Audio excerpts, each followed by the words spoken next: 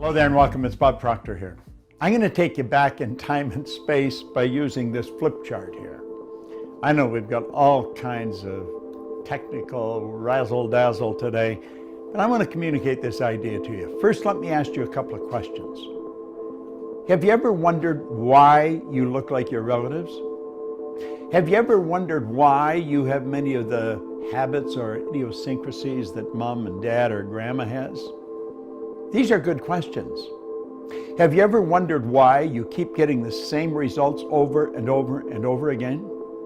Have you ever asked yourself why individuals who have phenomenal education, they have degrees coming off the end of the business card, are not doing very well, while others who maybe never saw the inside of a school, earning millions of dollars and building giant organizations and doing all kinds of good all over the world? Have you ever asked yourself these questions? I did. In fact, I have spent the past 55 years asking nothing but those questions. And you know something? Seeking you'll find is good advice. If you're looking for it, you're going to find it. I'm going to explain why all these things happen. I'm going to explain paradigms in such a way that a child could understand it, but I'm not going to insult your intelligence. Now let's think for a moment. Our mind controls everything. Dr. J.B. Ryan said the mind is the greatest power in all of creation. Now I have had people say to me, wait a minute, God is the greatest power. Wait a minute, God is the greatest power. The mind is the greatest power in all of creation. God being the creator, mind is the creation. Now let this here represent your subconscious mind. And this represent your body. Do you know your subconscious mind is programmed with something called a paradigm? Do you know what a paradigm is? Paradigm is a multitude of habits. Now a habit is nothing but an idea that is fixed here in the subconscious mind that you act on without any conscious thought. And it's our actions that produce our results. If we want to get really technical, it's the action causes a reaction, and the action-reaction alters the conditions, circumstance, and environment in our life. Now, we are programmed genetically. That's why we look like our relatives.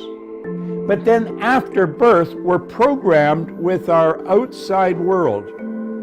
If you were born, let's say, in New Jersey, to an English-speaking Roman Catholic family, but you were taken to China and placed in the suburbs in a home that maybe knows nothing about English. They might be Buddhist, they might not have any religion. Do you know that you would grow up fluent in Chinese and have absolutely no knowledge of the English language? You see, whatever goes in from the outside world when we're children becomes programming.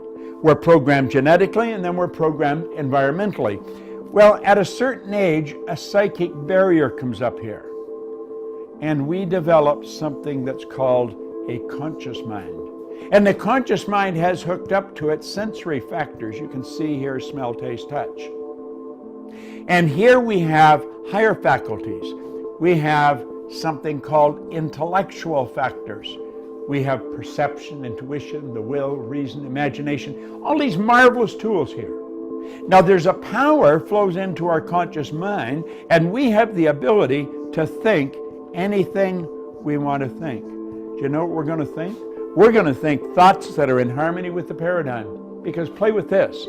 The paradigm controls the vibration that your body is in. And make no mistake about it, your body is in a vibration.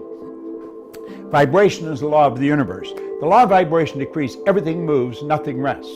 This physical instrument we're living in is in a very high speed of vibration. If you looked at it through a microscope, you'd see it dancing right before your eyes. In fact, if you put your body in a completely dark room in front of an infrared television camera, you'd see yourself as a glistening, radiating, gleaming form. Semyon Kurlin, way back 1934, the Russian photographer, he perfected a form of photography where you can photograph mass, the body, and you will see the ray of energy coming from the body.